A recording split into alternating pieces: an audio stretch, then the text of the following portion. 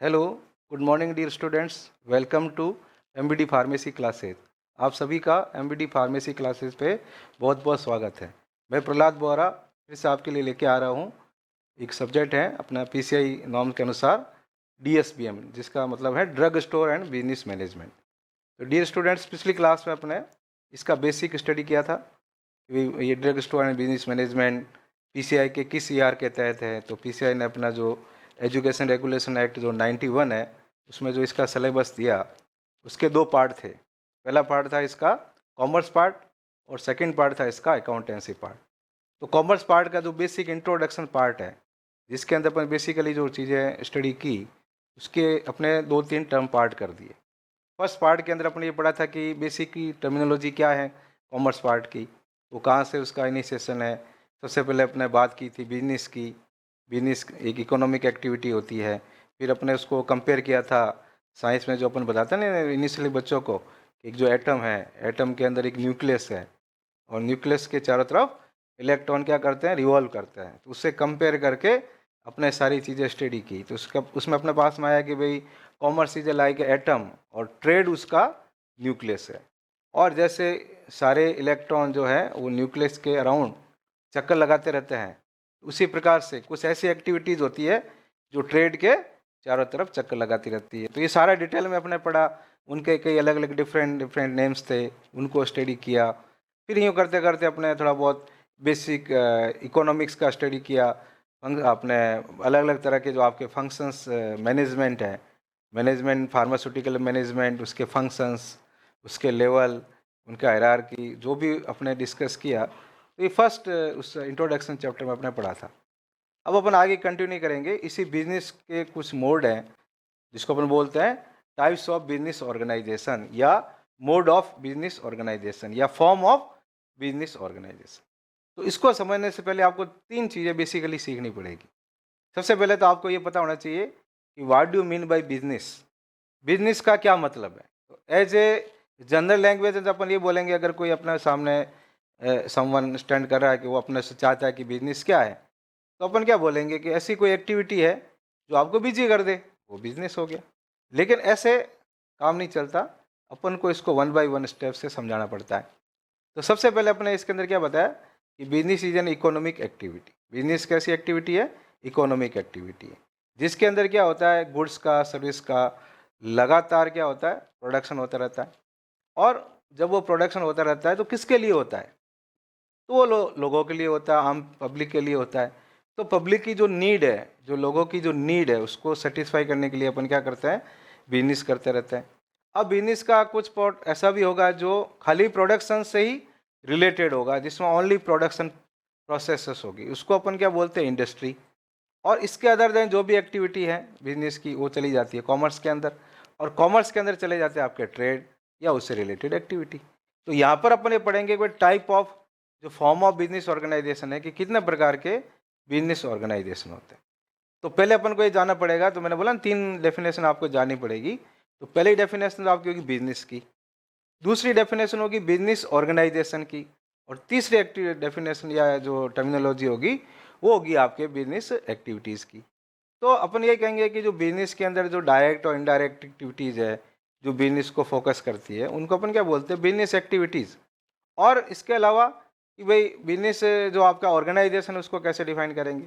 तो business organisation जो आपका टर्म आ रहा है, बिजनेस ऑर्गेनाइजेशन, तो वो एक इंस्टीट्यूट होगा जिसके अंदर ये सारी एक्टिविटी क्या होगी, परफॉर्म की जाएगी।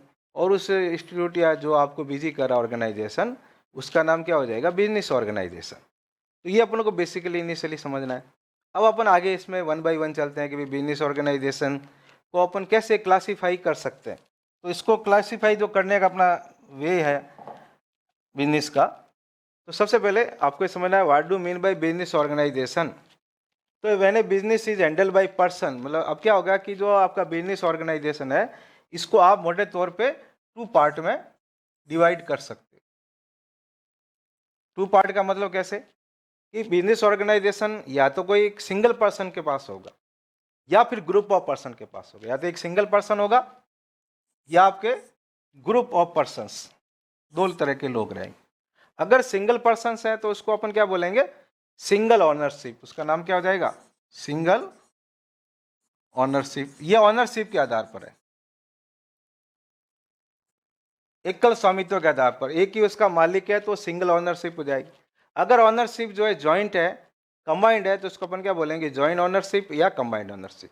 तो इसके आधार पर अपने पास में डिफरेंट प्रकार के बिजनेस ऑर्गेनाइजेशन आएंगे, उनको अपन वन बाय वन करेंगे। तो to earn profit through production, अब बिजनेस का मेन उद्देश्य क्या होता है, ऑब्जेक्ट क्या होता है, टू अर्न प्रॉफिट, लाभ कमाना, प्रॉफिट कमाना, एंड सेटिस्फाई ह्यूमन वांट्स, और ह्यूमन वांट्स को सेटिस्फाई करना। जैसे फार्मा के क्षेत्र में अपना एग्जांपल किसका देते हैं, ड्रग स्टोर का। तो एक ड्रग स्टोर जब आफ्टर डी फार्म आप ओपन करते हो तो आपका मेन मकसद क्या होता है, प्रॉफिट कमाना और साथ में लोगों की सेवा करना, लोगों की आवश्यकताओं को पूरा करना। इसी तरह से अपन ये बोलेंगे कि भाई इसके साथ वो क्या करेंगे, गुड्स का प्रोडक्शन करेंगे, एक्सचेंज करेंगे, उनको सर्विस देंगे। तो ऐसे संस्था को अपन क्या बोलते हैं, बिजनेस ऑर्गेनाइजेशन। अब कई बार क्या होंगे, कुछ ऐसे टर्म्स होंगे जो आपको कंफ्यूज करेंगे। तो वहाँ पर कभी कभी लिखा होगा एंटरप्राइज, तो एंटरप्राइज बोले तो भी हो क्या, बिजनेस ऑर्गेनाइजेशन। कहीं कहीं पर लिखा रहेगा फर्म, FIRM, फर्म का मतलब क्या होता है इंग्लिश के अंदर, या फर्म का मतलब क्या है, बिजनेस ऑर्गेनाइजेशन। तो बिजनेस ऑर्गेनाइजेशन के दीज आर सिनोनिम्स। तो मोटे तौर पे अपन बिजनेस ऑर्गेनाइजेशन को दो भागों में बांटते हैं, ऑनरशिप के आधार पर सिंगल ऑनरशिप, या दूसरी अपने पास में जाती है जॉइंट ऑनरशिप। लेकिन अलग अलग तरीके से अपन इसको डिवाइड कर सकते हैं। कभी कभी अपन ऑनरशिप के आधार पर करते हैं, कभी कभी अपने पास में, जैसे अपन फार्मेसी की स्टडी करें, यहाँ पर बिजनेस ऑर्गेनाइजेशन चैप्टर कई जगह डिस्कस किया जाता है। अपन यहाँ फार्मेसी के क्षेत्र में इसको डिस्कस करें तो अपना कभी कभी आधार बेसिस ये भी हो सकता है कि business organization on the basis of legal formalities, इसके आधार पर, लीगल फॉर्मेलिटीज के आधार पर, कानून क्या कहता है, कानून के अनुसार बिजनेस ऑर्गेनाइजेशन क्या होता है। तो कानून के आधार पर अपन इनको दो भागों में बांट सकते हैं। एक ऐसे ऑर्गेनाइजेशन जहां पर अपन को बहुत ज़्यादा फॉर्मेलिटीज़ करनी पड़ती है, अपन को बहुत ज़्यादा कानून की फॉर्मेलिटीज़ करनी पड़ती है, और एक ऐसे ऑर्गेनाइजेशन जहां पर बहुत ही अपन को कम कानून की फॉर्मेलिटीज़ करनी पड़ती है। मतलब अपन ये कहेंगे there are two types of business organization on the basis of legal formalities, कानून के आधार पर या लीगल फॉर्मेलिटीज़ के आधार पर दो प्रकार के होते हैं। पहला फ्यू वाले, दूसरा मोर एक्टिविटी या मोर फॉर्मेलिटीज़ के आधार पर। फ्यू के अंदर अपन ये बताएंगे कि अगर एक पर्सन ही वर्क कर रहा है, जिसका कि अपन एक नाम देंगे आगे, वन मैन बिजनेस, तो वो आपके इसमें आ जाता है, उसमें बहुत ही कम फॉर्मेलिटीज़ होती है। और अगर जॉइंट की बात करें तो आपने सभी ने कंपनीज का नाम सुना होगा, जॉइंट स्टॉक कंपनीज है, तो बहुत सारे लोग होते हैं, तो ऑनरशिप जॉइंट में रहती है, पार्टनरशिप, इस तरह के कई ऐसे हैं वहाँ पर जॉइंट में ऑनरशिप आ जाती है। तो उसको भी अपन कह सकते हैं वहाँ फॉर्मेलिटी ज़्यादा रहती है। अब उसमें ज़्यादा फॉर्मेलिटीज़ वाले हैं तो सबसे पहला नाम आता है कंपनी का, JSC, जॉइंट स्टॉक कंपनी। तो उसके अंदर उस कंपनी को स्टार्ट करना भी मुश्किल, उसको वाइंड अप, वापस कभी दिवालियापन हो जाए, कंपनी फ्लॉप हो जाए, बंद हो जाए, तो उसको क्लोज करना भी मुश्किल। तो उस तरह का जो ऑर्गेनाइजेशन होगा तो ये अपन उसको ऐसे स्टडी करेंगे। तो वन बाय वन आगे चलते हैं, जैसे कौन कौन से ऑर्गेनाइजेशन है जो आपके सिलेबस में। अब आ गया forms of business organization. Forms का मतलब वही, फॉर्म्स बोले तो टाइप, कितना प्रकार के बिजनेस ऑर्गेनाइजेशन एग्जिस्ट करते हैं। तो बिजनेस एक्टिविटी जो अभी मैंने आपके सामने उल्लेख किया था कि भाई जब आप बिजनेस ऑर्गेनाइजेशन की बात करते हो तो आपको कुछ बिजनेस एक्टिविटीज़ का नॉलेज होता है। ये जितनी भी एक्टिविटीज़ यहाँ पर डिस्प्ले की गई है ये सारी अपन पढ़ चुके हैं फर्स्ट चैप्टर के अंदर। अपने पढ़ा था ट्रेड, ट्रेड जो होता है वो न्यूक्लियस ऑफ कॉमर्स होता है, सभी को बहुत इंपॉर्टेंट टर्म है। Trade is the nucleus of commerce, commerce का न्यूक्लियस होता है। बैंकिंग है, ट्रांसपोर्ट है, वेयर हाउसिंग है, ये सभी अपने कहाँ स्टडी की थी, ये सभी अपने पढ़ा था आपके activity revolving around the trade. मैंने आपको बताया भी था कि न्यूक्लियस जैसे ये आपका ट्रेड है, तो न्यूक्लियस ऑफ द कॉमर्स होता है, और सारे एक्टिविटी इसके चारों तरफ रिवॉल्व कर रही है। तो ये जो एक्टिविटी रिवॉल्व कर रही है इलेक्ट्रॉन जैसे, वो सारी एक्टिविटी ये होती है, इसलिए इसका नाम हो गया business activity, activity revolving around the trade. तो ये डिस्कस अपन कर चुके हैं। नेक्स्ट में अपन चलते हैं इसका आगे। अब आ गया types of business organization. Business organization के जो अभी मैंने आपको अलग अलग बेसिस बताए, ऑनरशिप के आधार पर, आपके आपके लीगल फॉर्मेलिटीज़ के आधार पर। तो आपके जो पीछे सिलेबस में 4 या 5 टाइप के बिजनेस ऑर्गेनाइजेशन है, उनमें अपन को पढ़ना क्या है। तो पहले तो उनके नाम आपको पता होना चाहिए। जैसे सिंगल ऑनरशिप है, एक ही पर्सन इसका मालिक है, एक वन पर्सन इसको चला रहा है, तो इसका नाम हो जाता है आपके सोल प्रोप्राइटरशिप। सोल प्रोप्राइटरशिप बोले तो वन मैन बिजनेस। दूसरा, अगर आपकी जो ऑनरशिप है वो कंबाइंड है, दो या दो से अधिक पार्टनर के बीच में, उसका नाम हो जाता है पार्टनरशिप। यहाँ एक लिमिट होती है, 2 पर्सन होते हैं मिलकर कोई बिजनेस करते हैं। तो उनको अपन पार्टनर बोलते हैं। और उनकी जो पार्टनरशिप एक्ट के तहत नंबर फिक्स किए हुए हैं, वो अपन पढ़ेंगे इसके अंदर। ऐसा मैक्सिमम अपन इसकी लिमिट 20 बताते हैं, मिनिमम 2 बताते हैं, और बैंक के केस में 10 होते हैं। ऐसे लोग पर्सन मिलकर जब कोई बिजनेस करते हैं उसका नाम क्या होता है? पार्टनरशिप। फिर अभी थोड़ी देर पहले मैंने बोला था कि कंपनीज होती हैं। अगर आप फॉर्मेलिटीज़, लीगल फॉर्मेलिटीज़ की बात करो तो सबसे ज़्यादा लीगल फॉर्मेलिटीज़ कंपनी के लिए होती है, उसको अपन बोलते हैं जॉइंट स्टॉक कंपनी। और इसी तरह से कोऑपरेटिव सोसाइटी भी, ये अपने एक सोसाइटी चलती है, ये भी एक तरह का ऑर्गेनाइजेशन है। इसके अलावा एक और होता है जॉइंट हिंदू फैमिली, JHF। इसका नाम क्या होता है? Joint Hindu family. ये भी अपन पढ़ेंगे। तो स्टूडेंट, अपन को यहाँ पर पढ़ना क्या है? अपन को जितना भी ऑर्गेनाइजेशंस हैं इनका बेसिक पढ़ना है। ये ऑर्गेनाइजेशन क्या है, सबसे पहले इसके बारे में पढ़ेंगे। फिर इसके सैलिएंट फीचर, एक टर्म आएगी सैलिएंट फीचर। सैलिएंट फीचर बोले तो इसके विशिष्ट बिंदु क्या है, इस ऑर्गेनाइजेशन की खास बात क्या है। कई बार बच्चा कंफ्यूज हो जाता है, वो इसको साइलेंट समझ लेता है। ये साइलेंट नहीं है, सैलिएंट फीचर्स हैं। और हर ऑर्गेनाइजेशन के अगर आपको सैलिएंट फीचर समझ में आ गए तो फिर तो इसके कोई भी तरह के एडवांटेज, डिसएडवांटेज आपको बताने की जरूरत नहीं पड़ेगी, ऑटोमेटिक आपके दिमाग में सेट होंगे। तो हर ऑर्गेनाइजेशन के आपको सैलिएंट फीचर पहले क्लियर करने हैं। तो अपन जितना भी ऑर्गेनाइजेशन है 1 बाय 1 ऑर्गेनाइजेशन को पढ़ेंगे, उनके सैलिएंट फीचर पढ़ेंगे, उनके एडवांटेज पढ़ेंगे, उनके डिसएडवांटेज पढ़ेंगे। ऐसे ही करते करते अपन को इस सारे ऑर्गेनाइजेशन को कवर अप करना है। और आपके जो फार्मासिस्ट या कोई भी तरह का आप कॉम्पिटिटिव एग्जाम देते हो तो वहाँ से वो क्या करते हैं कि जो बेसिक पर्टिकुलर सैलिएंट फीचर जो होता है उस ऑर्गेनाइजेशन का, उसको ही वो आपको वहाँ पर क्वेश्चंस करते हैं, क्योंकि इसमें कई चीज़ें कॉमन होती है। पर्टिकुलर कोई उनका एडवांटेज होता है तो उसी को वो वहाँ पर पिकअप करते हैं, पर्टिकुलर उसका कोई डिसएडवांटेज होता है तो वहाँ पर उसको वो पिकअप करते हैं। वो बहुत सारे ऐसी कॉमन चीज़ें नहीं देते। जैसे मैं आपको एक फॉर एग्जाम्पल बताता हूँ, आप सभी लोगों ने सुटिक्स पढ़ा होगा, और सुटिक्स में आपने एक नाम सुना होगा बॉल मिल। सभी बच्चों को पता होता है, जो भी डी फार्मेसी, बी फार्मेसी करता है वो बिना बॉल मिल के तो कभी फार्मेसी कर ही नहीं सकता। इतना पॉपुलर एक मशीनरी होता है और वो साइड डायरेक्शन के काम आता है। अब आप उसका डिसएडवांटेज कोई बच्चे को पूछो तो क्लास का जो सबसे डफर से डफर बच्चा होगा और चाहे क्लास का सबसे इंटेलिजेंट बच्चा होगा, वो बॉल मिल का तो डिसएडवांटेज से चुटकी में बता देगा। क्यों बता देगा? कि उसको पता है कि जब बॉल मिल चलती है, जब उससे प्रैक्टिकल करवाते हैं हम लेबोरेटरी के अंदर, या जब उसके बारे में समझाते हैं, तो बॉल मिल बहुत जोर जोर से चिल्लाती है। मतलब चिल्लाते का मतलब क्या, शोर करती है, नॉइज करती है। तो ये डिसएडवांटेज स्पेसिफिक है जो दूसरी मिल्स में नहीं होता, केवल और केवल किस में होता है? बॉल मिल में होता है। और जब बच्चा उस पर प्रैक्टिकल करता है तो उसको ये बताने की भी जरूरत नहीं पड़ती कि इसका डिसएडवांटेज क्या है। उसको समझ आ जाता है कि चिल्लाती है, हम भी क्लास में चिल्लाते हैं, ये भी हमारे समकक्ष है, ये भी चिल्ला रही है। तो उसको याद हो जाता है हर बच्चे को कि what is the disadvantage of ball mill, तो सीधा करता है इट प्रोड्यूस नॉइजी। तो उसी तरह से यहाँ पर जितने भी ऑर्गेनाइजेशंस हैं, चाहे आप रिटन एग्जाम दो, चाहे आप कोई फार्मासिस्ट या कोई ऐसा कंप्यूटर लेवल का एग्जाम दो, वहाँ पर आपको एग्जामिनर इसमें से जो स्पेसिफिक बात होगी वही पिकअप करेगा। तो जब भी मैं आपको ये डिस्कस करूँगा, ऐसे जो स्पेसिफिक एडवांटेज है उनको अपन थोड़ा हाईलाइट करेंगे, उनको फोकस करेंगे, तो इस आपको इस सब्जेक्ट में इंटरेस्ट भी बना रहेगा और आपको ये समझ में आता रहेगा कि है क्या। तो अब अपन आगे चलते हैं, सोल प्रोप्राइटरशिप जो आपका 1 मैन बिजनेस कहलाता है। तो सबसे पहले अपन इसी की बात करते हैं। तो सबसे पहले अपना आज का जो ऑर्गेनाइजेशन है उसका नाम क्या है? Sole proprietorship. अब पहले तो इसका मतलब समझो। अधिकांश स्टूडेंट को तो ये समझ नहीं आता है कि सोल प्रॉपर ये क्या चीज़। तो सोल का मतलब यहाँ पर क्या है कि जो बिजनेस है उसको कंट्रोल करने वाला, आपने मैनेजमेंट में पढ़ा, उसको मैनेज करने वाला, उसके सारे प्लस माइनस, उसके अंदर कैपिटल लगाने वाला, प्रॉफिट, ये सारी चीज़ें जब एक ही पर्सन के पास होती है, ऑल एंड सोल वही होता है। जैसे कई बार कहते हैं ना कि अपने घर पे कोई फंक्शन होता है तो एक पर्सन ऐसा होता है जो पूरा ऑल एंड सोल होता है, वही पैसे लगाता है, तन मन और धन तीनों से जो उस फंक्शन को वाइंड अप पूरा समेट देता है, वो उसका ऑल एंड सोल होता है। तो उसी प्रकार से यहाँ सोल का मतलब क्या है? सिंगल। तो ये बिजनेस ऑर्गेनाइजेशन किस क्लासिफिकेशन में आएगा? तो ये आपके आएगा सिंगल ओनरशिप। और प्रोप्राइटर का मतलब होता है मालिक, ओनर। तो जब एक 1 मैन सिंगल ओनर होता है तो उसको अपन क्या बोलते हैं? Sole proprietor. ये आप पहले तो नाम का मतलब समझना, क्लियर। उसके बाद में क्या होगा, अब इस नाम से कई तरह के पॉइंट निकलेंगे कि यहाँ एग्जाम में क्या क्वेश्चन बन सकता है। आप बहुत सारी थ्योरी पढ़ोगे, पढ़ के रख दोगे कई तरह के, लेकिन आपको जो इसका बेसिक समझ नहीं आएगा।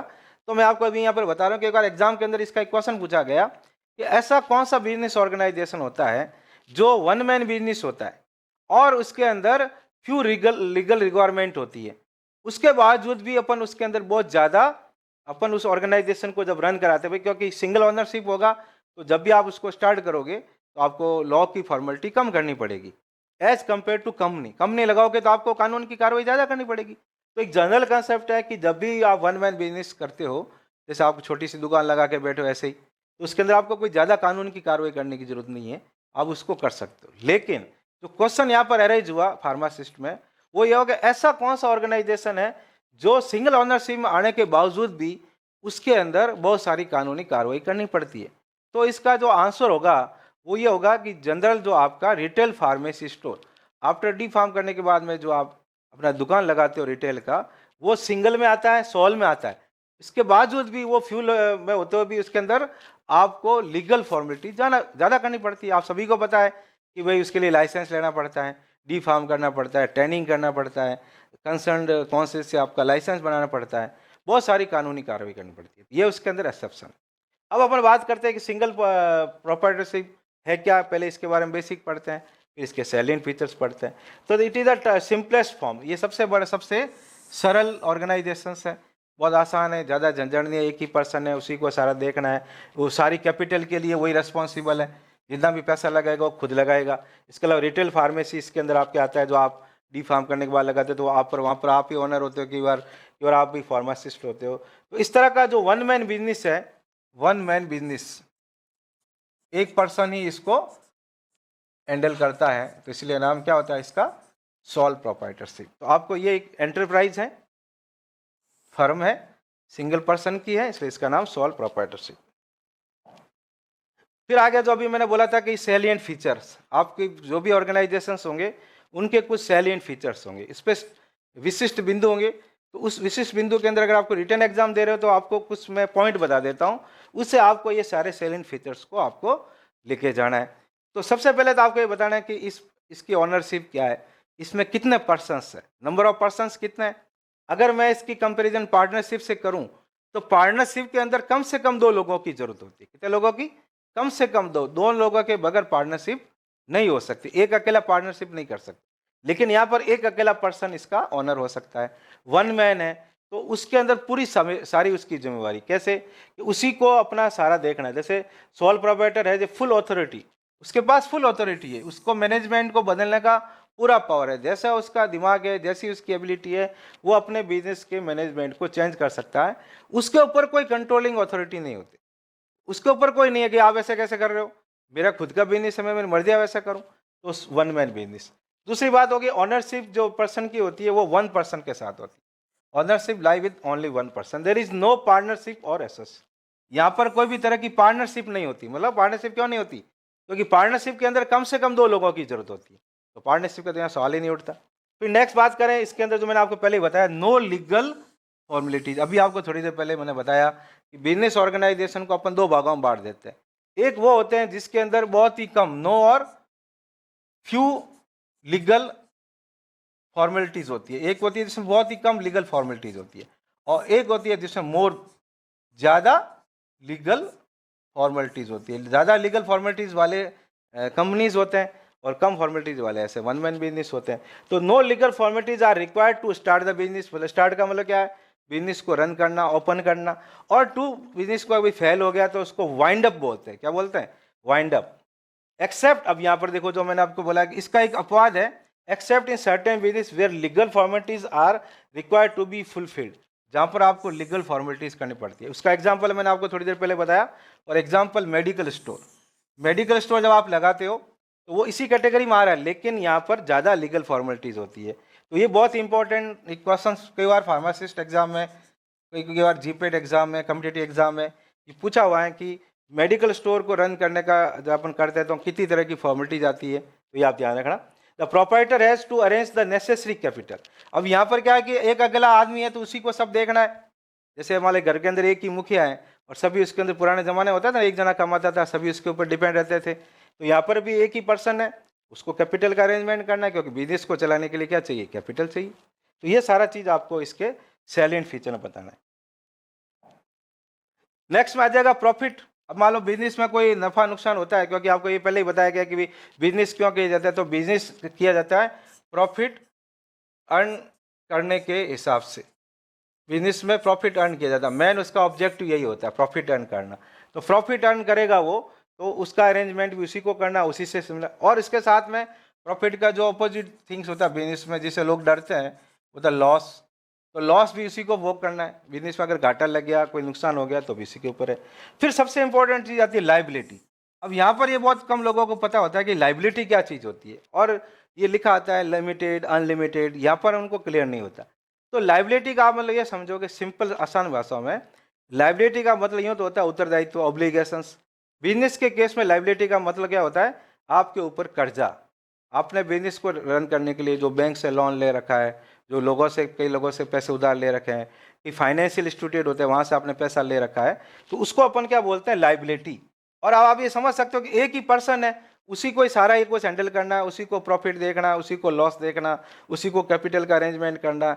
तो एक पर्सन होगा तो, बट नेचुरल है कि उसके ऊपर भार ज़्यादा रहेगा, तो उसकी लाइबिलिटी हमेशा अनलिमिटेड रहेगी, ये ध्यान रखना। लाइबिलिटी इसमें हमेशा, तो ये इसका एक विशिष्ट बिंदु है। और बाकी जितना भी ऑर्गेनाइजेशन होंगे, जब आप पार्टनरशिप में भी जाओगे तो वहाँ पर भी लाइबिलिटी जो होगी अनलिमिटेड, लेकिन 2 लोगों में बढ़ जाएगी। आप सिंपल आसान भाषा में ये समझो कि एक पर्सन ने 1,00,000 रुपये अरेंज किया, या आजकल के ज़माने में तो 1,00,000 का क्या पता चलता है, कम से कम 5,00,000 रुपये उसने अरेंज किए। तो 5,00,000 रुपये उसने लोन लिया, किसी से उधार लिया, तो जब वो बिजनेस स्टार्ट कर रहा है उस वक्त उसके ऊपर 5,00,000 की लाइबिलिटी है। लेकिन अगर वो 2 लोग होते तो 2,50,000 की हो जाती, 3 होते तो उस रेस्पेक्ट में कम हो जाती। तो इसलिए लाइबिलिटी हमेशा अनलिमिटेड होती है, उसकी कोई डायरेक्शन नहीं होती। कहीं से भी कोई आपके पास में एक मांगीलाल आ सकता है, मांगीलाल बोले तो आपसे मांगने वाला, देवीलाल आपके पास कम होंगे, देने वाले आपको कम होंगे, मांगने वाले ज़्यादा होंगे। तो ये फीचर आपको याद रखना है कि सोल प्रोप्राइटर का लाइबिलिटी हमेशा अनलिमिटेड होता है, ये इसका एक स्पष्ट बिंदु है। नेक्स्ट, अब अपन इसके 1 बाय 1 एक बार एडवांटेज को डिस्कस करते हैं कि इनके क्या एडवांटेज हैं। अब एडवांटेजेस जो होते हैं, इसको अपन कई नाम से जानते हैं, कि बार अपन इनको मेरिट्स बोलते हैं, कि बार इनको अपन डीमेरिट्स बोलते हैं। तो ये बहुत सारे एडवांटेजेस अपन डिस्कस करेंगे। तो जो इसका मेन एडवांटेज होगा इस फर्म का, इस ऑर्गेनाइजेशन का, जो दूसरों से हटके होगा, जो और किसी में नहीं होगा, वो सिर्फ चुनिंदा ऐसे होंगे जो इनके होंगे। उसमें मैं एक एग्जाम्पल बता रहा हूँ, वो रहेगा सीक्रेसी। तो यहाँ पर इसको किया गया है secrecy. Secrecy is the main advantage of the SP. Short में मैं इसको क्या लिखूंगा, सोल प्रोप्राइटरशिप को एसपी लिखूंगा, और इसका जो एडवांटेज रहेगा वो सीक्रेसी रहेगा। अब ये कैसे पॉसिबल है, ये कैसे रहेगा? तो सीक्रेसी का मतलब क्या होता है कि बिजनेस के कोई भी तरह के माइनस पॉइंट समझ लो, उसके कोई सीक्रेट समझ लो, जो सिर्फ और सिर्फ आपको पता है। तो आप ही मालिक हो, कोई दूसरा है नहीं। उसकी जो भी कमियां हैं, सीक्रेसी हैं, वो हमेशा हिडन रहेगी। और सीक्रेट का मतलब ये होता है रहस्य अभी ओपन नहीं होंगे। तो secret information about business technique, business की कोई भी टेक्निक्स है उसकी इन्फॉर्मेशन। तो ये मेरा दूसरा इसका होगा इजी टू स्टार्ट। स्टार्ट को मैंने अभी बोला था कि या तो इस बिजनेस को स्टार्ट करना भी आसान हो और बंद करना हो, तो उसको अपन क्या बोलते हैं, वाइंड अप। फिर नो रजिस्ट्रेशन, कंपनी का क्या कराना पड़ता है, रजिस्ट्रेशन। इसमें कोई रजिस्ट्रेशन की जरूरत नहीं पड़ती। हाँ, ये मेडिकल के वो जो इसका अपवाद है, मेडिकल स्टोर, वहाँ करना पड़ता है। फिर नो प्रॉफिट शेयरिंग। अच्छा, जो भी बिजनेस कमाओगे, अभी आपने बताया था कि जो भी प्रॉफिट है तो ऑनर का है, जो भी लॉस है तो भी ऑनर का है। तो प्रॉफिट अकेले है तो अकेले उसको शेयर करेगा, मतलब कोई शेयर करने वाला होगा नहीं, खुद ही प्रॉफिट को अर्न करके खुद ही उसका अपना डेवलप करेगा बिजनेस को। इसी तरह इजी डिसीजन मेकिंग, कोई ज़्यादा लोग नहीं है, पार्टनरशिप में बहुत ज़्यादा लोग होते हैं तो सब अपना ओपिनियन देते हैं, कोई कैसे करो, कोई कैसे करो। इसमें अकेले ही आए तो उसको कोई कहने की जरूरत नहीं है, इजी डिसीजन है, अपना जो डिसीजन लिया खुद का लिया। इसी तरह इजी टू वाइंड अप भी आ गया। देखो वाइंड अप बोले तो क्लोज करना, बिजनेस को बंद करना। तो वाइंड अप भी करना तो अकेला पर्सन है, उसको लगा कि आप मेरे बस का नहीं रहा बिजनेस, मेरा लॉस चल रहा है, तो वो इसको वाइंड अप भी कर देगा। तो these are the main advantage. तो इसमें कुछ आप ध्यान रखोगे कि सीक्रेसी वाला एडवांटेज इसका मेन माना जाता है, बाकी ठीक है। Next, disadvantage. अब इसके डिसएडवांटेज क्या होंगे? डिसएडवांटेज कई बार अपन डीमेरिट्स भी बोलते हैं। शॉर्ट कमिंग्स क्या है इसके? तो इसके डीमेरिट्स में क्या होगा? सबसे पहले जो आपको ध्यान रखना, अभी थोड़ी देर पहले बताया, इसको लाइबिलिटी जो होगी वो अनलिमिटेड होगी, अनलिमिटेड लाइबिलिटी होगी, तो ये इसका डिसएडवांटेज होगा। दूसरे ऑर्गेनाइजेशन में ये नहीं होगा। एम्प्लॉयज़ बेनिफिट्स जो स्कीम्स रहती है, तो उस वक्त थोड़ा आपका इसमें टैक्सेज वगैरह कुछ इसमें रहता है डिडक्स का। इसी तरह से रेजिंग फंड्स हैं, लिमिटेड लाइफ है। लिमिटेड लाइफ का मतलब क्या हो गया? स्टेबिलिटी, अनस्टेबल है। इसमें अनस्टेबल इसलिए है कि अगर कोई बिजनेस का एक ही मालिक है और खुदा न खास्ता उसकी डेथ हो गई, वो पागल हो गया और दिवालेपन को अपने कॉमर्स की, बिजनेस की भाषा में इंसॉल्वेंसी कहते हैं। क्या कहते हैं? इंसॉल्वेंसी। तो वो पागल हो गया, दिवालियापन हो गया, इंसॉल्वेंसी हो गया, तो फिर ये इसका लाइफ खत्म हुआ, मतलब ये इसका लाइफ ज़्यादा लॉन्ग नहीं है। और लॉस ऑफ अब्सेंस, तो कोई तरह का मतलब अब जब कोई तरह की बिजनेस ही नहीं रहेगा तो ये बिजनेस एक तरह से बंद के कगार पे पहुंचेगा। तो these are the main disadvantage. तो ये पूरा आपने डिस्कस किया था वन मैन बिजनेस के बारे में, सिंगल पर्सन और उसके बेसिक सेलिंग फीचर, उसके एडवांटेज और डिसएडवांटेज। इसी स्कीम में अपन आगे चलते हैं। जो अपना नेक्स्ट ऑर्गेनाइजेशन है जिसका नाम है पार्टनरशिप। पार्टनरशिप का कॉमन मतलब क्या होता है? कॉमन लैंग्वेज अपन ये करेंगे, जो हिस्सेदारी होती है, दो या दो से मिलकर लोग बिजनेस करते हैं तो उनमें पार्टनरशिप हो जाती है। तो एक पार्टनरशिप एक्ट बना, उसके तहत इसको डिफाइन किया गया। पार्टनरशिप एक्ट से आप इसको बताना। तो यहाँ पर बेसिकली आपको टर्मिनोलॉजी ये ध्यान रखनी है कि पार्टनरशिप के अंदर जो पर्सन काम में लेते हैं उनको बोलते हैं पार्टनर, और जो ये ऑर्गेनाइजेशन होता है उसका नाम होता है पार्टनरशिप, और या इसको पार्टनरशिप फर्म भी कहते हैं। और दो या दो से मिलकर लोग इसको बिजनेस के लिए एग्री होते हैं, प्रॉफिट अर्न करते हैं और अपने बिजनेस को कंटिन्यू करते हैं। ऐसे ऑर्गेनाइजेशन को अपन क्या बोलते हैं? पार्टनरशिप। फिर आ जाता है सैलिएंट फीचर ऑफ पार्टनरशिप। वही सैलिएंट फीचर क्या है इसके? तो अब इसके सैलिएंट फीचर को समझने से पहले मैं आपको एक चीज बताता हूँ। यहाँ पर एक टर्म आती है पार्टनरशिप डीड। क्या आती है? Partnership deed. पार्टनरशिप डीड क्या होता है कि जब दो या दो से पर्सन जब एग्री हो जाते हैं, एक पर्टिकुलर रेशियो जो उनका प्रॉफिट होगा उनको अर्न करने के बाद में उनको एक पर्टिकुलर रेशियो में डिवाइड कर देते हैं। तो एक डीड बनती है, वो तीन प्रकार की होती है, थ्री टाइप्स की। पहली वो होती है डीड जो आपके होती है जिसको मैंने बोलते हैं ओरल, वो एक मुख जबानी ऐसे बात करते हैं। दूसरी होती है रिटर्न। दूसरी क्या होती है? रिटर्न, लिखित में कार्रवाई करती है। और तीसरी जो होती है वो होती है आपके इम्प्लाइड। ये मतलब आप कुछ चीज़ें अपने आप डिसाइड कर लेते हो, इशारों के अंदर ये क्लियर कर लेते हो कि भाई ये चीज़ इम्प्लाइड है कि जो ज़्यादा भागेगा वो ज़्यादा अर्न करेगा, उसको ज़्यादा प्रॉफिट मिलेगा। ऑरली आपने बात कर ली कि भाई इतना परसेंटेज में अपन कर रहे हैं, मैं 60,000 रुपये लगा रहा हूँ, तू 40,000 लगा दे, जो प्रॉफिट होगा उसका 60% तो ले लेना, 40, ये ओरल बात होगी। और रिटर्न बात का मतलब एक सॉलिड वर्क हो गया, सॉलिड काम हो गया, डॉक्यूमेंटेशन वर्क हो गया, एज पर लीगल हो गया, तो उसको अपन रिटर्न बोलते हैं। और ये सबसे इफेक्टिव होता है रिटर्न। ऑरल बातें धरी रह जाती हैं, लोग आपस में वादा करके हट जाते हैं, भाग जाते हैं, कंपनियां पार्टनरशिप फेल हो जाती है, एम्प्लॉयड चीज़ें कई बार मीनिंग बदल जाती है। सबसे सॉलिड वर्क रहता है रिटर्न का, तो ये अपन को बताना पड़ेगा। तो partnership formed on the basis of an arrangement agreement between the concern person, मतलब इसमें एक एग्रीमेंट होता है।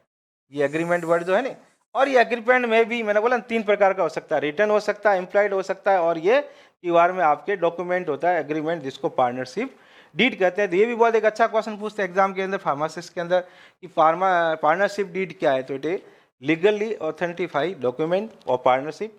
Any profit made by the parties must be distribute. यहाँ पर ये मस्ट आ गया। ये जो प्रॉफिट है वो दो या दो से अधिक पार्टनरशिप में, अपन आगे पढ़ेंगे, पार्टनरशिप के अंदर जो मेंबर्स होते हैं वो 2 से लेके 20 तक होते हैं। इनकी मैक्सिमम लिमिट होती है 20, और मिनिमम तो आपको पता है 2 के बगैर तो पार्टनरशिप, मिताली भी 2 के नहीं बगैर एक हाथ से नहीं बचती, तो 2 लोगों की जरूरत है। और कई बार ऐसा इस एक्ट के अंदर डिफाइन किया गया है कि 10% बैंकिंग के क्षेत्र में लिए जाते हैं। तो ये भी एक क्वेश्चन बनता है एग्जाम, एक बार पूछता है कि what are the maximum limit of member of partnership, तो आंसर क्या होगा? 20। मिनिमम तो कोई पूछेगा नहीं, इतना तो बेवकूफ एग्जामिनर है नहीं जो आपको ये पूछेगा कि पार्टनरशिप में कितने लोग होते हैं, और इतना भी कोई बेवकूफ स्टूडेंट नहीं होगा जो इसका आंसर 1 टिक करेगा, तो 2 तो होंगे। बैंकिंग के क्षेत्र में कितने होते हैं? 10, ये अपन आगे पढ़ेंगे। इसके अलावा एनी प्रॉफिट मेड को वो क्या कर लेंगे? कंट्रीब्यूट कर लेंगे। अच्छा, यहाँ पर जो एक नई बात आएगी वो क्या आएगी कि वन मैन बिजनेस में कोई उसके ऊपर कंट्रोलिंग नहीं होता है, लेकिन यहाँ पर 2 या 2 से पर्सन जो होते हैं, मान लो पार्टनरशिप में 10 लोग हैं, अब उसे सपोज एक करो मैं भी हूँ या हो सकता है आप भी हो, और आपको अपना इन्वेस्टमेंट दूसरी कंपनी में करना है, तो जो आपके 9 पार्टनर हैं उनको बिना पूछे आप अपने शेयर का ट्रांसफर नहीं कर सकते। ये एक बहुत इंपॉर्टेंट चीज है पार्टनरशिप के अंदर, आगे पढ़ेंगे इसको। अब आ जाता है partner can not transfer his share. ये बहुत इंपॉर्टेंट लाइन है, ये बहुत इंपॉर्टेंट लाइन है बेटा। वो अपने शेयर का दूसरी जगह पर ट्रांसफर नहीं कर सकता without the consent. Consent form भरे जाते हैं, बिना पार्टनर की सहमति के, उसको बिना पूछे दूसरी कंपनी में अपने शेयर ट्रांसफर नहीं कर सकता। ये सिर्फ और सिर्फ पार्टनरशिप का ही सैलिएंट फीचर है। जो मैंने अभी आपको थोड़ी देर पहले एग्जांपल दिया था कि नॉइज प्रोड्यूस करना सिर्फ और सिर्फ बॉल मिल का ही है दूसरी मशीन की कंपैरिजन में, वैसा के वैसा ये कंसेंट है। इसके अलावा ए पार्टनरशिप भी डिसॉल्व। अब डिसॉल्व का मतलब भी मैंने आपको बताया ना, इंसॉल्वेंट, ये कोई लिक्विड तो है नहीं, कि भाई कोई पानी में बीकर में पानी लिया और आपने उसमें नमक डाल दिया या शक्कर डाल दी और घुल जाएगा, वो डिजोल्व नहीं है। यहाँ डिजोल्व का मतलब क्या है कि आपकी पार्टनरशिप टूट जाना, ब्रेक हो जाना, उसका लाइफ स्पान खत्म हो जाना, तो ऑटोमेटिकली डिजोल्व हो जाती है। क्यों डिजोल्व हो जाती है? तो कभी कभी उसका जो रिटर्न में आपने पार्टनरशिप डीड बनाया था उसका टाइम निकल गया, एक्सपायर हो गया, पार्टनर जो है आपके वो मर गए, डाई हो गए। मान लो 5 पार्टनर थे, कोई क्या पता खुदा न खास्ता ऐसा कुछ हुआ, कोरोना महामारी थी, सभी को कोरोना हो गया, सभी चलते रहे, या किसी का एक्सीडेंट हो गया, या कोई उससे रिटायर हो गया, मतलब कुछ ना कुछ कंडीशन से वो डिजोल्व हो गया, तो ये हो जाता है। Each partner of the firm has unlimited liability. अब जैसे लाइकवाइज वन मैन बिजनेस में भी लाइबिलिटी क्या थी? अनलिमिटेड। तो यहाँ एक अलग अलग पार्टनर की तो लाइबिलिटी अनलिमिटेड होगी, लेकिन वो डिवाइड हो जाएगी, ज़्यादा होंगे। जैसे फॉर एग्जांपल फर्म के ऊपर मान लो 5 लाख का लाइबिलिटी है, कर्जा है, तो 5 पार्टनर है, तो एक एक पार्टनर को कितना आया? 1 लाख, तो वो डिवाइडेड हो जाएगी। और assets the firm are sufficient to satisfy. यार अगर आपके पास में कोई संपत्ति बनाई है, या जो आपके क्रेडिटर्स है जो आपसे मांगने वाले हैं, वो आप उसको सेटिस्फाई कर दे तो ठीक है। अदरवाइज क्या होता है कि property of partnership can be attest to clear such claims. और उसमें भी अगर आपका कर्जा ज़्यादा है तो आपकी प्राइवेट प्रॉपर्टीज़ को भी उसमें इन्वॉल्वमेंट किया जाता है, ताकि लोगों का कर्जा आप उतार सको। फिर इसके बाद में if and when A partnership is dissolve the firm does not however dissolve. ये जरूरी नहीं है कि अगर पार्टनरशिप डिसॉल्व हो गई तो फर्म डिसॉल्व हो गई, हो सकता है उसमें से कुछ पार्टनर डिसॉल्व हो गए, रिमेनिंग पार्टनर है वो उसमें इन्वॉल्व होके इसकी लाइफ स्पान को बढ़ा सकते हैं। तो ये आप ध्यान रखना। फिर however the dissolution of the firm take in the following circum. लेकिन फिर भी कुछ जो इसका डिसॉल्वेंस है, जो आपका डिसोल्यूशन है, जिसको अपन क्या बोलते हैं अदर लैंग्वेज में? इनसॉल्वेंसी। तो इनसॉल्वेंसी के कुछ और भी रीजन है, वो आप थोड़ा दिमाग में रखें, ये भी पूछा हुआ एग्जाम के अंदर। तो ये 3-4 केस हैं। पहला केस है the partnership agree that the firm भी, जो फर्म है वो डिजोल्व की जाए। अगर ये जो पार्टनर है उसके जो डीड बनी है उसमें उन्होंने मान लिया कि नहीं अब तो हमसे बिजनेस नहीं होता, हमारे पास इसको फर्म को डिजोल्व कर दो, तो डिजोल्व हो जाएगी। In the event of the partner become insolvent, अगर कुछ ऐसी घटना घटित हो जाए जिसमें पार्टनर अपने आप को दिवालियापन घोषित कर दे कि भाई मैं तो दिवालिया हो गया हूँ, मेरी फर्म को बंद किया जाए। या फिर if the business become illegal, illegal बोले तो जो आपने डीड बनाई थी वो फर्जी बना दी, आपका बिजनेस है वो डीड फर्जी है, आप कोई काम करो कोई इसके बाद आपके ऑथेंटिक नहीं है, कोई बिल्स नहीं है, पूरा बिजनेस आपका इलीगल है, तो आप कानून से कहाँ तक बचोगे? तो उसको डिसॉल्व करना ही पड़ेगा। In case the court issue order that the firm be, और अगर आपके खिलाफ कोई कार्रवाई होती है, कानूनी कार्रवाई होती है, कोर्ट ये आदेश जारी कर दे कि इस फर्म को, इस पार्टनरशिप फर्म को डिसॉल्व किया जाए, तो डिसॉल्व होना 100% है, दुनिया की कोई ताकत उसको रोक नहीं सकती। तो ये these are the some cases जहाँ पर पार्टनरशिप फर्म का डिसॉल्वमेंट होता है, इंसॉल्वेंट हो जाता है, फर्म डूब जाती है, और ये सब आपको कैसे लर्न करना है। अब आ जाते हैं इसके एडवांटेज और डिसएडवांटेज। तो मैंने आपको शुरू से बताया कि अगर आपने कोई पार्टनरशिप या कोई सोल प्रोप्राइटरशिप तरह के बिजनेस ऑर्गेनाइजेशन का बेसिक साइलेंट फीचर क्लियर आपके दिमाग में बैठ गया, तो फिर एडवांटेज डिसएडवांटेज में आपको कोई प्रॉब्लम नहीं आएगी। फिर भी 1 बाय 1 अपन इनको डिस्कस कर लेते हैं। तो पहला क्या है? Partnership is quite easily form. ये अपन को पता ही है कि भाई पार्टनरशिप बहुत इजीली बनती है, जैसे कि वन मैन बिजनेस बनता है, और इसमें से स्टार्टिंग में आप कोई दो पर्सन से स्टार्ट कर सकते हो, जो लीगली कॉम्पिटेंट में स्टार्ट बिजनेस, जो कानूनी रूप से बिजनेस को स्टार्ट कर सकते हैं। There is a unlimited liability of partner serve as important security to creditors. तो पार्टनर की जो इंडिविजुअल लाइबिलिटी क्या होती है? अनलिमिटेड। तो उससे क्या होता है? सिक्योरिटी बढ़ती है उसकी। The firm has a longer existence because is not a depend on any one person. अब क्या होता है वन मैन बिजनेस के अंदर? आपको बताया कि एक पर्सन है वो मर गया, डेथ हो गई उसकी, कोई उसको डिजीज हो गई, पागल हो गया, तो फर्म डिजोल्व हो जाते हैं। लेकिन यहाँ पर ये इसका जो लाइफ स्पान है वो स्टेबल है एज कम्पेयर टू एसपी। जो आपका एसपी है उसकी तुलना में ये क्या है? स्टेबल है एज कम्पेयर टू एसपी। तो ये लॉन्गर लास्टिक है, तो ये इसके एडवांटेज हो गए। डिसएडवांटेज में क्या हो गया? In certain cases it is difficult to maintain mutual understanding and harmony among the partners. अब ये बहुत जरूरी है। कई बार क्या होता है कि जो पार्टनर होते हैं उनके बीच में मिसअंडरस्टैंडिंग हो जाती है, उनकी हार्मोनी सही नहीं बैठती। हार्मोनी बोले तो उनमें कोऑर्डिनेशन सही नहीं होता।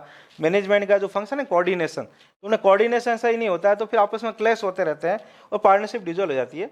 ए partner who wants to withdraw is capital from a firm, और अगर वो अपना कैपिटल वहाँ से करना चाहता था, अभी आपको बोला था कि भाई वो अपनी दूसरे पार्टनर की इच्छा के विरुद्ध शेयर का ट्रांसफर नहीं कर सकता।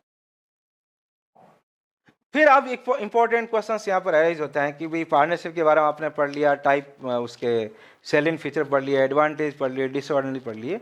अब कुछ सर्टेन टाइप ऑफ पार्टनर होते हैं एज पर पार्टनरशिप एक्ट। कुछ ऐसे पार्टनर होते हैं जिनके बारे में आपको स्टडी करना पड़ता है। लेकिन ये जो पार्टनर होते हैं इनको मैं अपने हिसाब से 2 भागों में बांटूंगा। बाकी बहुत सारे पार्टनर है, एक इनिशियली तौर पर मैं इसको 2 टाइप में डिवाइड करता हूँ। पहले वो पार्टनर होते हैं जो वास्तव में पार्टनर होते हैं, जिसको अपन ट्रू पार्टनर बोलते हैं, उसको अपन रियल पार्टनर बोलते हैं, उसको अपन एक्टिव पार्टनर बोलते हैं। तो वो पार्टनर कौन सा होता है? तो 3 चीजें हमेशा ध्यान रखना। पहली होती है जो कैपिटल एम्प्लॉयमेंट करना, कैपिटल लगाना। दूसरा होता है जिसमें अपन कहते हैं मैनेजमेंट को हैंडल करना। और तीसरा ये होता है कि उसके साथ कैपिटल के साथ मैनेजमेंट भी हैंडल कर लिया आपने, आपने उसमें अपना एक्टिव पार्टिसिपेट रोल भी कर लिया, तो फिर होता है लाइबिलिटी के प्रति आपका मतलब आपका क्या जिम्मेवारी है। तो जैसे अपन कहते हैं ना भाई, अपने घर पे कोई फंक्शन होता है या कोई समाज में होता है, तो जो लोग तन मन और धन तीनों से सेवा देते हैं वो एक्चुअली एक्टिव पार्टनर होते हैं, उसी को अपन रियल पार्टनर बोलते हैं। तो ये पॉइंट आपको यहाँ पर ध्यान रखते हैं, इनकी स्टडी करनी है। तो सबसे पहले जो पार्टनर का टाइप आता है उसको अपन बोलते हैं एक्टिव पार्टनर। इसी को अपन क्या बोलते हैं? Working partner. इसी को अपन बोलते हैं रियल पार्टनर, ये वास्तव में पार्टनर है। इसी को अपन क्या बोलते हैं? True partner. इसके कई नाम है और ये एक्टिव पार्ट लेता है। सबसे इंपॉर्टेंट चीज क्या है इसका? एक्टिव पार्ट, इसलिए इसका नाम क्या है? Active partner. और कई बार अपन इसको ये भी बोलते हैं कि भाई ये लेजी पार्टनर है, उसका ऑपोजिट है, एक्टिव है। इन the management of the firm, पहला पॉइंट क्या आ गया? मैनेजमेंट के अंदर एक्टिव रहता है। दूसरा, बियर्स का मतलब झेलता है अनलिमिटेड आपके लाइबिलिटी ऑफ दी डेब्ट। डेब्ट का मतलब होता है लोन, कर्जा। डेब्ट बोले तो लोन, कर्जा of the firm like other partner, दूसरे पार्टनर की तरह। An active partner also contribute capital. जितना भी पार्टनर होता है उनको कैपिटल तो लगाना ही पड़ता है, बिना कैपिटल के कैसे पार्टनर बनोगे? तो कैपिटल भी लगाएगा, मैनेजमेंट में एक्टिव पार्ट भी करेगा और लाइबिलिटी में भी इसका अनलिमिटेड रहेगा। तो तन मन और धन तीनों से ये अपना सेव करता है, इसलिए इसी को अपन क्या बोलते हैं? Real partner, active partner, true partner. और सबसे इंपॉर्टेंट पार्टनर यही है। अब जितने भी पार्टनर होंगे इसके ऑपोजिट काम करेंगे। जैसे फॉर एग्जाम्पल नेक्स्ट बात करें अपन, दूसरा इनएक्टिव पार्टनर, इसको अपन क्या बोलेंगे? स्लीपिंग, सोया हुआ पार्टनर जो काम ही नहीं कर रहा आज से आदमी। तो आज से आदमी को अपन क्या बोलते हैं? लेजी। तो लेजी पार्टनर कह सकते हैं इसको। डोरमेंट कह सकते हो आप इसको, डोरमेंट पार्टनर। ये डोरमेंट हो गया, लेजी हो गया। तो अब डोरमेंट होगा तो क्या करेगा? एक्टिव पार्टनर तो एक्टिवली पार्टिसिपेट करेगा, हर फंक्शन में भागदौड़ करेगा, प्लानिंग करेगा, सब कुछ करेगा।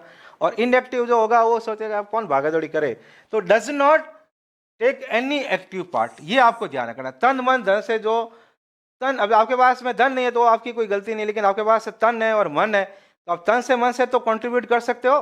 तो जो एक्टिव पार्ट करता है वो इसमें आता है।